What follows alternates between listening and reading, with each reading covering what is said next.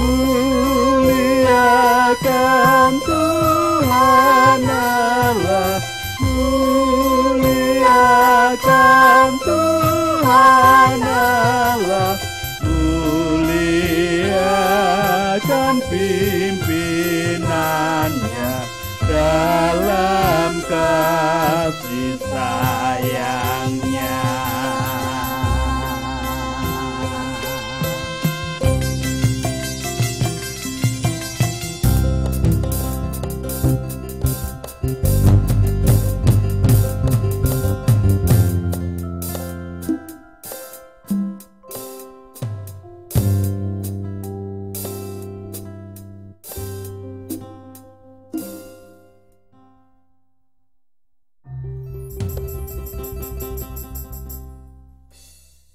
Semangat pagi, selamat bertemu kembali di hari Jumat 22 Oktober 2021. Kita akan bersama-sama menyatukan hati, menyatukan pikir, menyatukan kehidupan dan waktu seutuhnya di dalam persekutuan doa anggota keluarga Allah. Terlebih dahulu kita menyatakan pengakuan bahwa pertolongan kita hanya berasal dari Allah yang telah menciptakan langit bumi beserta segala isinya. Untuk itu kasih karunia dan damai sejahtera yang dari Allah Bapa kita dan Tuhan Yesus Kristus ada pada saudara sekalian. Amin. Muliakan pimpinannya dalam kasih sayangnya.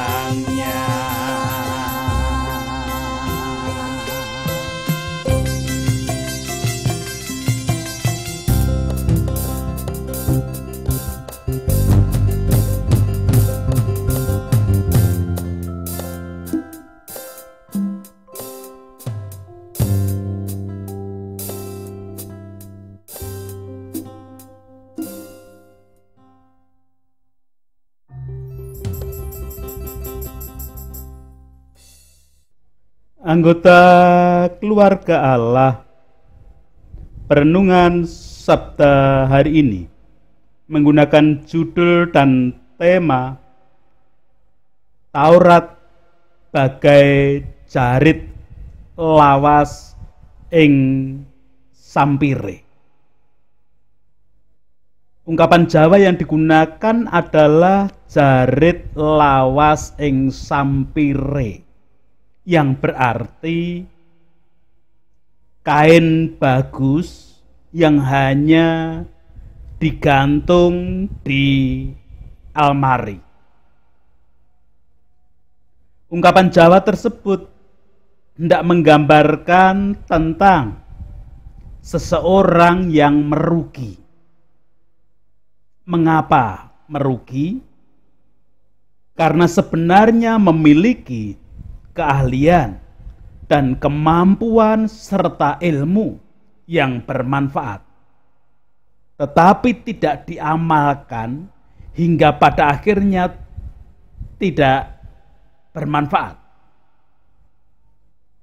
Bahkan setelah orang tersebut mati pun tidak ada yang mengetahui keahlian dan kemampuan serta ilmunya tersebut.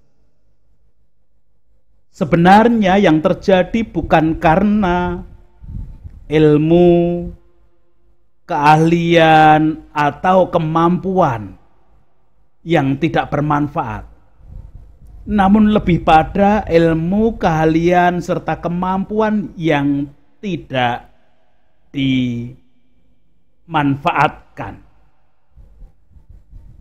Anggota keluarga Allah, kalaupun judul dan tema perenungan Sabda hari ini Taurat bagai jarit lawas ing sampire.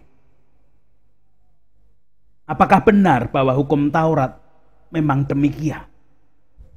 Apakah benar hukum Taurat bagi ilmu, kemampuan, serta keahlian yang tidak bermanfaat?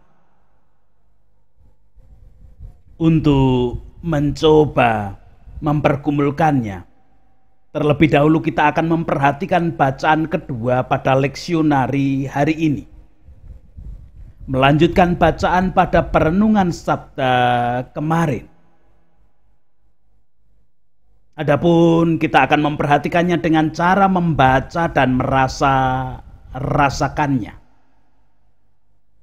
Surat Ibrani pasal yang ke-7 hari ini kita terima di dalam ayat 11 sampai dengan 22 yang memberikan kesaksian demikian.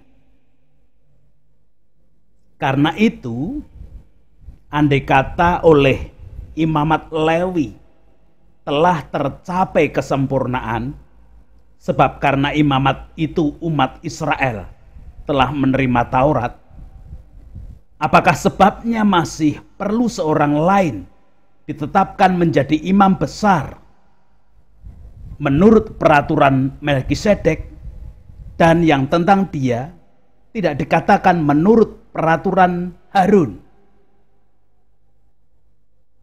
Sebab jikalau imamat berubah, dengan sendirinya akan berubah pula hukum Taurat itu. Sebab ia yang dimaksudkan di sini termasuk suku lain. Dari suku ini tidak ada seorang pun yang pernah melayani di mezbah.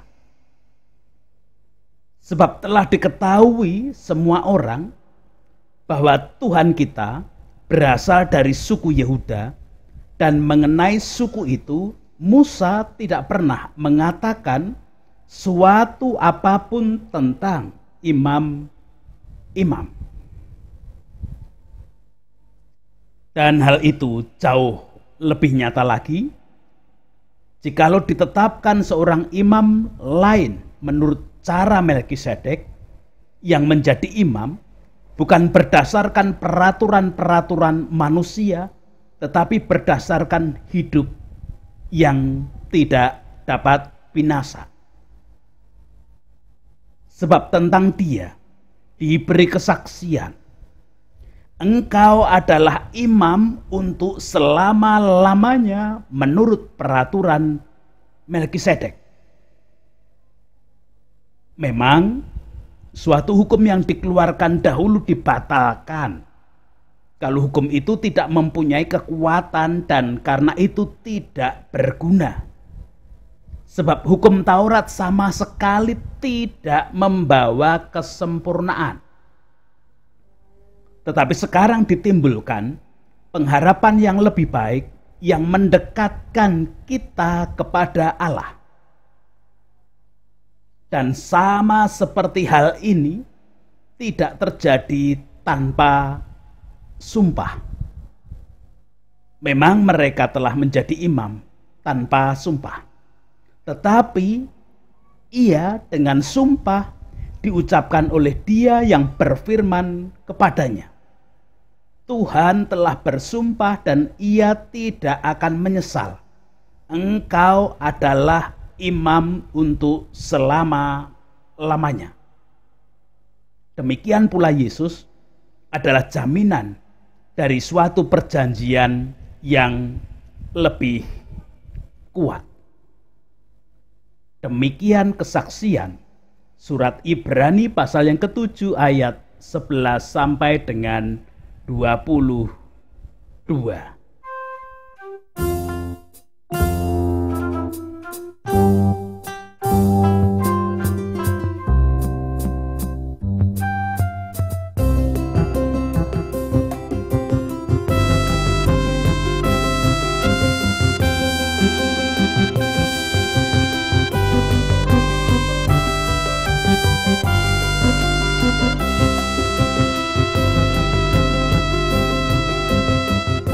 Tetamu abadi, seluruh langkah kami yang mengikutinya, hidup sukacita.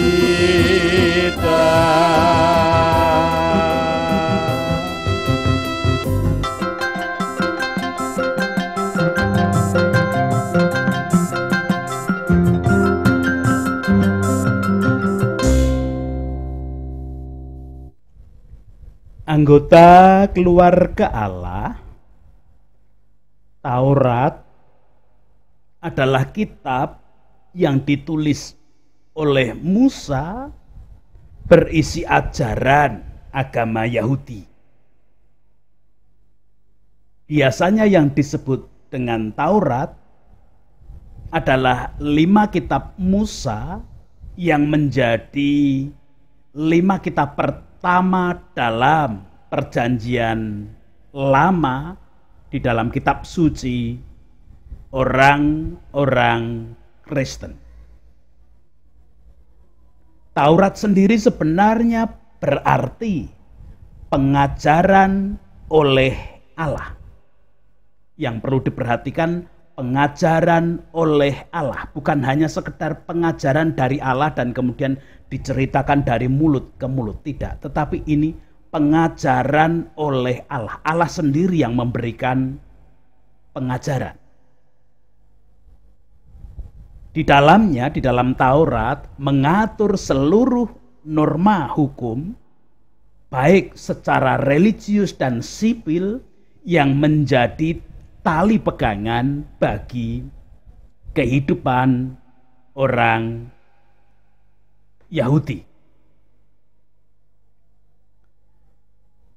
Anggota keluarga Allah, salah satu peraturan yang ada di dalam Taurat adalah perihal imamat Lewi. Yang dimaksudkan adalah tentang pelayanan keimaman dari keturunan Lewi.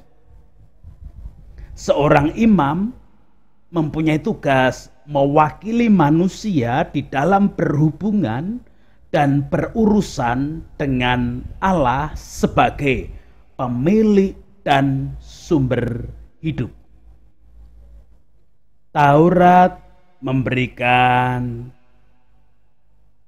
tatanan dan peraturan bahwa hanya kaum Lewi lah yang bisa menjadi imam bagi orang Yahudi.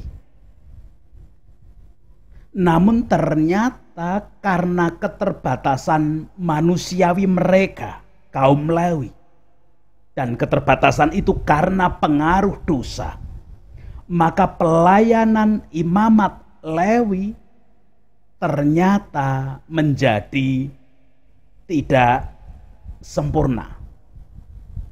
Alkitab Terjemahan Sederhana Indonesia edisi 2.5 menyatakan pada bagian ayat yang ke-11, ternyata kesempurnaan rohani tidak bisa dicapai melalui pelayanan keturunan Lewi, biarpun pelayanan mereka berdasarkan hukum Taurat. Jadi Taurat memberikan peraturan, pengaturan bahwa kaum Lewi yang bisa menjadi imam, menjadi perwakilan manusia di dalam berhubungan dan berurusan dengan Allah. Namun demikian, pelayanan dari kaum Lewi itu tidak sempurna di dalam kehidupan rohani. Anggota keluarga Allah dengan demikian tidaklah keliru ketika kita menggunakan judul dan tema perenungan sabda hari ini, Taurat bagai jarit lawas ing sampire. Seperti penjelasan singkat, jarit lawas ing sampire. Bukan berarti Taurat sebagai pengajaran oleh Allah tidak bermanfaat. Masakan sabda Tuhan tidak bermanfaat?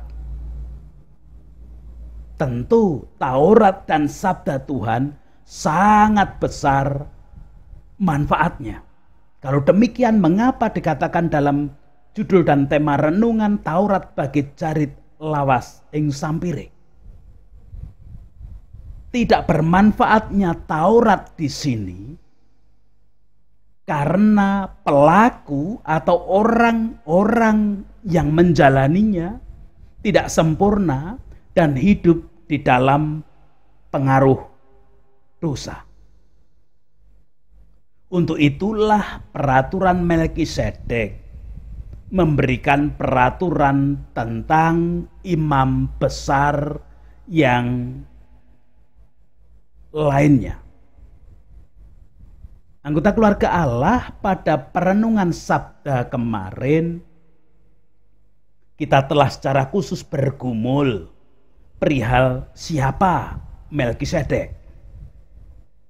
Melkisedek ketika menyongsong Abraham sekembalinya berperang melawan raja-raja atau banyak raja, memberi roti dan anggur serta memberkati Abraham.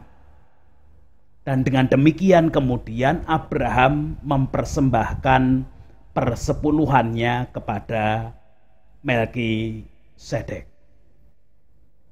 Anggota keluarga Allah, roti dan anggur dalam tradisi Yahudi dan tradisi kekristenan berpengertian pengorbanan tubuh dan darah anak domba. Imamat Lewi, pelayanan keimaman kaum Lewi, di dalam pelayanannya memang mengorbankan anak domba jantan yang diambil dari binatang piaraan yang telah dikhususkan. Namun toh itu pun dikatakan di dalam ayat 11 tadi tidak sempurna. Untuk itulah ada penggenapan dari Taurat. Dan itu terjadi di dalam diri Yesus Kristus yang kemudian mengorbankan tubuh dan darahnya sendiri sebagai korban penebusan dosa bagi manusia. Itu berarti karya Yesuslah yang menggenapi peraturan Melkisedek. Tetapi bukankah Yesus sebenarnya Allah sendiri yang menjelma menjadi manusia? Iya, benar jawabnya. Jika demikian, untuk apa Allah memberikan pengajaran dalam Taurat? Kalau kemudian hanya bagai jarit lawas ing sampire. Melkisedek membuat peraturan tentang keimaman, dan kemudian Taurat juga menjadi turunan, ada peraturan keimaman, ternyata tidak sempurna, dan kemudian yang menyempurnakan Yesus Kristus yang adalah Allah sendiri. Mengapa Allah tidak langsung berkarya begitu saja di dalam Yesus Kristus? Anggota keluarga Allah, jikalau kita merunut dengan logika guna mendukung iman, tentunya menjadi demikian. Sesuai dengan perenungan Sabda kemarin, kita bergumul bahwa Melkisedek yang membuat peraturan perihal imam sebagai perantara keselamatan manusia adalah Allah sendiri. Hal demikian bisa kita temukan ketika Melkisedek memberkati Abraham dan memberi roti dan anggur. Kemudian Tuhan memberikan Taurat sebagai pengajaran yang berisi peraturan-peraturan Allah. Tentu ini peraturan-peraturan yang terkait dengan tata kehidupan di hadapan Allah, sumber damai sejahtera. Bukankah tahta dan dampar Allah adalah kerajaan surga? Itu berarti Taurat memberikan pengajaran perihal tatanan dan apa saja yang patut dan bisa dan harus dilakukan di dalam kerajaan surga. Tentu hal tersebut agar orang-orang yang ditentukan untuk masuk ke dalamnya, masuk ke dalam kerajaan surga, nantinya tidak kaget tidak bingung karo istilah Jawa, tidak kajok dan lain sebagainya. Di dalam menjalani hidup di dalam kerajaan surga tersebut. Namun, Taurat sendiri bukanlah sesuatu yang bisa menentukan masuk ke dalam kerajaan surga. Taurat hanyalah aturan-aturan, tatanan-tatanan yang diajarkan Allah untuk tata kehidupan di dalam kerajaan surga, bukan penentu masuk di dalam kerajaan surga. Manusia hanya bisa masuk ke dalam kerajaan surga ketika ia sudah mengalami penghapusan dosa dan pembasuhan dosa. Mengapa? Karena memang keadaan surga adalah kudus dan mulia. Tidak bisa dicemari oleh apapun termasuk dosa. Yang tercemar oleh dosa tidak bisa masuk di dalamnya. Maka hanya orang yang sudah mengalami penghapusan dosa, pembasuhan dosa yang bisa masuk ke dalam kerajaan surga. Orang percaya, anggota keluarga Allah meyakini penghapusan dan pembasuhan dosa itu hanya bisa dilakukan oleh imam dengan menggunakan anak domba yang tanpa cacat, tanpa celah. Padahal sesuai dengan peraturan Melkisedek yang berhasil menjadi imam yang sempurna dalam melakukan penghapusan dan pembasuhan dosa adalah Yesus Kristus. Maka hanya Yesus Kristuslah yang bisa menentukan manusia bisa masuk ke dalam kerajaan surga yang penuh damai sejahtera atau tidak. Anggota keluarga Allah, maka berbahagialah setiap orang yang tidak hanya menggunakan runutan logika tersebut di depan tadi guna mewujudkan imannya. Namun, orang tersebut kemudian mau benar-benar mewujudkan runutan logika iman tersebut. Meyakini bahwa Yesuslah yang bisa menentukan seseorang untuk masuk ke dalam kerajaan surga atau tidak. Maka kemudian dia selalu mengikuti setiap teladan dan mewujudkan perintah yang diberikan oleh Yesus Kristus sendiri. Demikian juga ketika menjalani kehidupan, orang tersebut selalu belajar akan Taurat atau pengajaran Allah tentang tatanan hidup di dalam kerajaan surga. Pengertian belajar Taurat dalam hal ini tidak hanya secara teori atau textbook, namun belajarnya justru dengan mempraktekkannya di dalam kehidupan nyata setiap hari saat ini ketika masih hidup di dunia. Sekali lagi supaya nanti tidak kajok, tidak kaget, tidak terkejut dan tidak bingung. Karena sudah terlatih mewujudkan tata kehidupan di dalam kerajaan surga tatkala anak domba Allah sudah memberikan penghapusan dosa dan menentukan boleh masuk ke dalam kerajaan surga. Tuhan memberkati kepada setiap anggota keluarga Allah. Amin.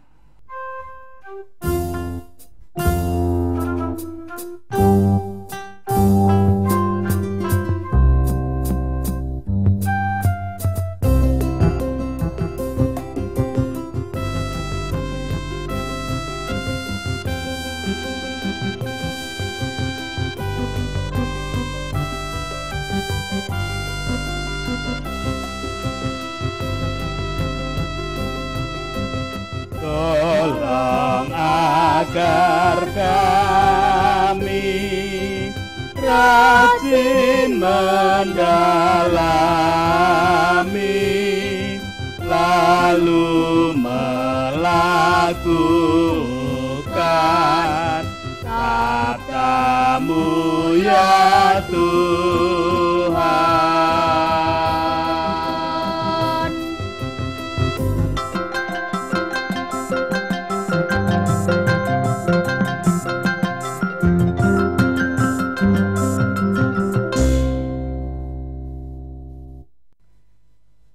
Kita bersama-sama menghadap Tuhan di dalam doa syukur dan doa syafaat.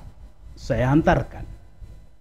Puji, hormat, dan syukur kemuliaan hanya bagi nama Allah yang hari ini melalui si penulis surat Ibrani mengingatkan, menguatkan keyakinan iman kami di dalam penebusan, penghapusan dosa oleh tubuh dan darah Yesus Kristus sebagai anak domba Allah. Namun demikian, kami tetap boleh belajar terus-menerus akan Taurat Tuhan, terlebih berpraktik mewujudkannya, melakukannya di dalam kehidupan setiap hari, karena itulah bekal ketika kami nanti boleh ditentukan oleh Yesus bersama-sama masuk di dalam kerajaan surga yang penuh dengan kemuliaan dan damai sejahtera. Engkau menolong, menopang, menghidupi kami semua. Sehingga apapun aktivitas kami, sikap hidup, pergumulan hati, apa yang kami pikirkan, apa yang menjadi rencana kami, semua untuk mewujudkan kasih dan kehendak-Mu, menuruti apa yang menjadi kehendak Kristus, meneladan apa yang sudah dilakukan Yesus, dan mewujudkan Taurat Tuhan sebagai sarana kami berlatih hidup di dalam kerajaan surga dengan kesungguhan. Demikian juga tatkala di antara kami ada yang merasakan kelemahan ragawi, sakit penyakit, kami tetap mengandalkan kasih kuasa Tuhan karena kami meyakini hidup kami sudah dibasuh oleh tubuh dan darah Kristus dan kami sudah mengalami penghapusan dosa. Dan pada saatnya ketika kami tetap teguh di dalam iman kami kepada Yesus Kristus, kami akan menemukan damai sejahtera sejati. Mengajak anak-anak kami tetap belajar mewujudkan keyakinan kepada Yesus Kristus, Tuhan pun menolong, menopang, dan melayakkan mereka. Sekarang, sebagai anggota keluarga Allah, kami tetap berdoa untuk bangsa dan negara kami melalui para pemimpin, wakil rakyat, tokoh masyarakat, tokoh agama, dan semua komponen bangsa negara ini. Tenaga medis di dalam menjalankan kehidupan dengan pelaksanaan vaksin. Mereka menjadi garda depan di dalam mewujudkan Tuhan berkuasa, Tuhan menopang, menolong sepenuhnya. Ya Allah kehidupan, sekarang kami tak berdoa untuk bangunan kerukunan, toleransi bagi bangsa dan negara ini, yang memang berawal dari berbagai macam keadaan yang berbeda. Tuhan menopang, Tuhan menolong karena kasih kuasa Tuhan saja. Itu doa-doa kami. Ampuni dosa dan kesalahan kami, ampuni dosa kesalahan para pemimpin, wakil rakyat, tokoh masyarakat, tokoh agama, dan semua komponen bangsa negara ini. Di dalam Kristus kami berdoa.